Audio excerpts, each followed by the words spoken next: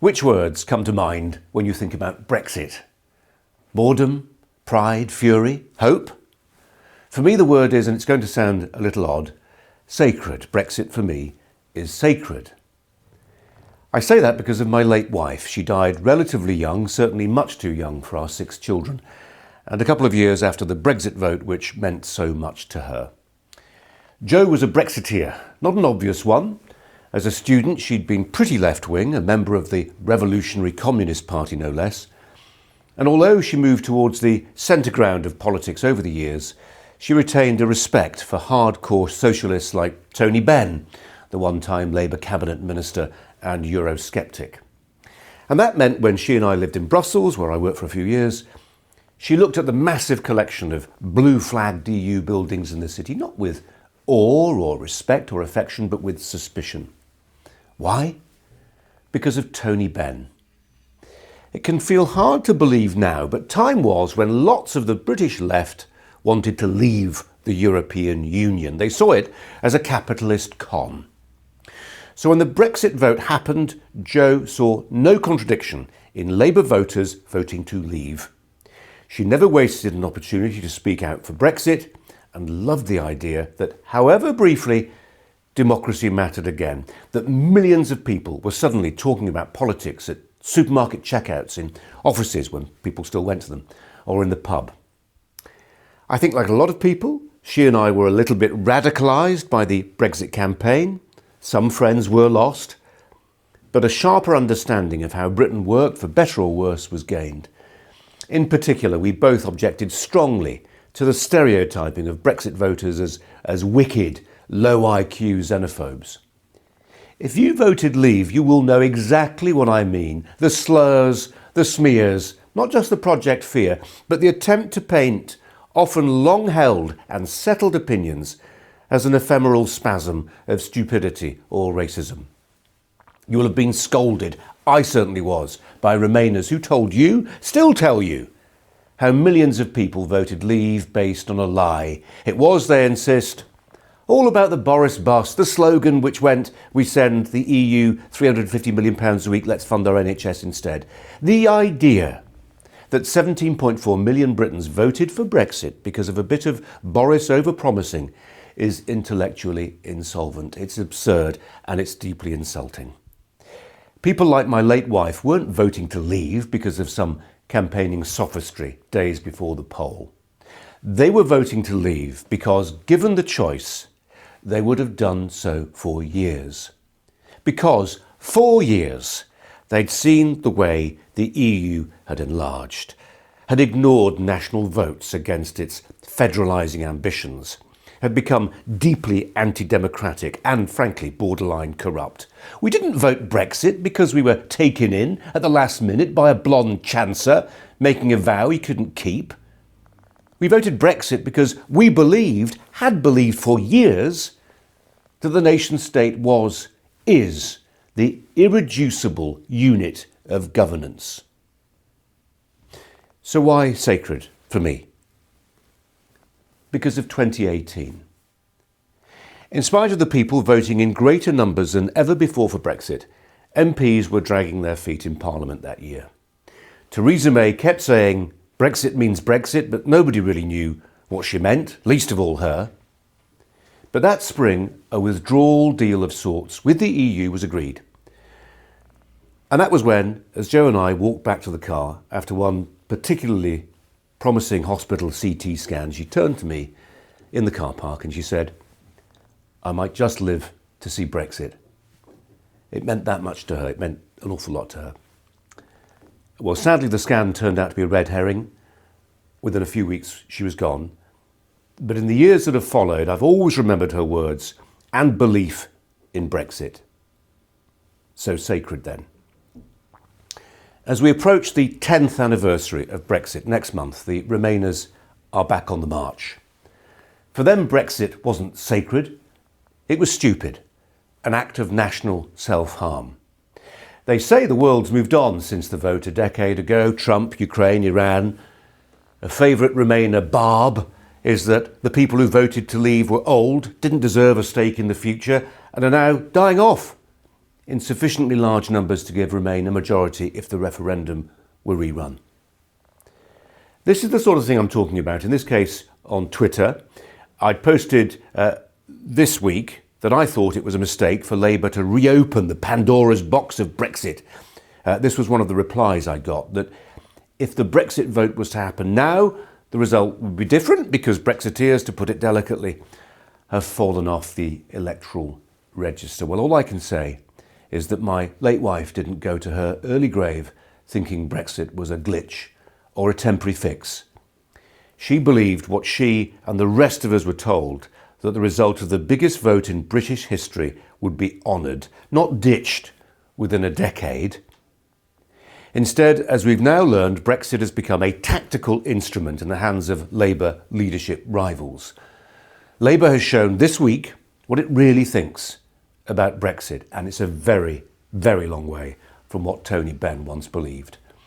Because Labour, having ditched its working class red wall, is now the party of metropolitan liberal Remainers, and the temptation to reach out a desperate hand in search of their political affections proved too much for one Labour hopeful to resist. This was Wes Streeting this week.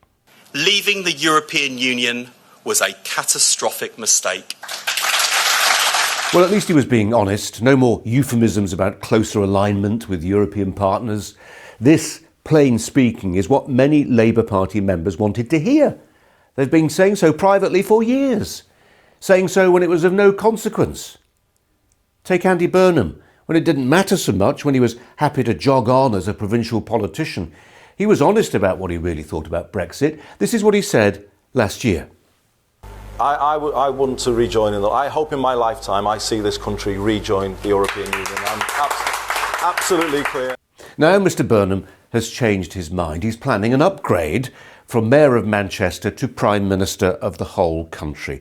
The road to number 10 requires him to become an MP, and the constituencies standing in Makerfield voted heavily for Brexit. Cue reversing ferrets. This week, guess what? Andy Burnham is not planning to rejoin the EU anymore. It's off the table. For now. Or so he says. Here's a prediction. Whether it's Burnham, Streeting or Starmer in Downing Street, Labour will contest the next general election on a promise to rejoin the EU. They've been building up to it for years, and such is the mess they've made of the country that they need to find something, some sort of manifesto alchemy that can galvanise their failing support, steal a few Lib Dem and Green votes, and help them avoid the polling booth oblivion they so richly deserve. And it will be to Europe they turn. Something else. Brexit for a failing government like this one has become the go-to punchbag, an Aunt Sally, the ultimate get-out clause. Productivity falling, blame Brexit. Unemployment and inflation rising, blame Brexit. Any bump in the road will do, blame Brexit. Everything from unfixed potholes to a shortage of lager, I'm not joking, has been at some point in recent years attributed to the failures of Brexit-related supply chains. It's the sort of thing we saw under lockdown. Businesses would cancel services because of COVID. Brexit is much the same, an excuse for when things don't go to plan and you need someone, something to carry the can. Under Labour, that displacement activity is now in full swing. Rachel Reeves, far from growing the economy, as she said she would, found that, guess what? Increasing national insurance and the minimum wage and taxes has had the effect of tanking the economy. Labour started out by blaming this financial mess on the last lot, on the Tories. But when that didn't work, they've moved the blame game onto Brexit. Suddenly, all the talk of late has been of striking deals with Brussels, of stronger economic ties. Until this week, nobody has said out loud that Brexit was being unwound. They preferred to say things like working more closely with our European neighbours.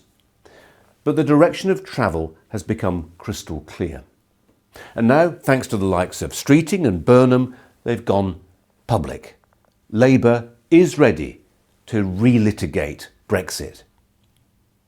And they've also decided to weaponise Brexit against their new mortal enemy, Nigel Farage. Take this tweet from Labour headquarters earlier this year. It said, "You can't trust Nigel Farage. He's got a track record of selling the British people false promises."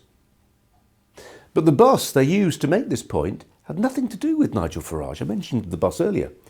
It was part of the Boris Johnson Vote Leave campaign, which was completely separate from Nigel Farage's Leave.eu campaign. But Labour calculate that people have forgotten the details of what happened in 2016, that many of the people who fought the Brexit wars have died off, and that people who were too young to vote in 2016 will swallow any old lie about who did what when. Because, though they will never admit it, Labour and their Remainer fellow travellers hold to one assumption as if it were holy writ. And it's this: that people were duped into voting for Brexit because they were lashing out at other things and were too intellectually feeble to understand what was at stake. This patronising view of Leavers ignores the fact that many of those who voted Brexit knew that subject inside out and spent much of the first half of 2016 talking frankly about little else. And just on that point, in my 2 decades at Sky TV, I lost count of the times my journalistic colleagues lamented the apathy of the British electorate. After a by-election, for instance, where turnout was, as it often was, pretty anemic, there would be anguished conversations in the newsroom about how to get folk engaged again with the democratic process. I'd interview guests on screen about the merits of things like compulsory voting or lowering the voting age. Nothing seemed to work until Brexit. And then, of course, the hand-wringing was for a different reason. My old colleagues at Sky could scarcely believe what had happened when ordinary members of the public turned out to be very engaged with politics when it really mattered. And by the way, there were tears in the Sky TV newsroom on the morning of June the 24th, 2016, when that Brexit result became clear. The mainstream media were incredulous, dumbfounded, dismayed. The country, not the big university cities in London, but the other country that journalists don't often get to see, they had turned out for Brexit in unimaginable numbers. And they'd done so in spite of the best efforts of the media, big business and the political establishment to paint Brexit in the darkest possible light. Remainers also believe that, as well as being stupid, Leavers are fickle. They think many Brexiteers have learned to regret their mistake. Here the picture is more mixed, but if you look at the latest polling and when you consider how everything that could be blamed on Brexit has been, then I think the Brexit vote is holding up remarkably well.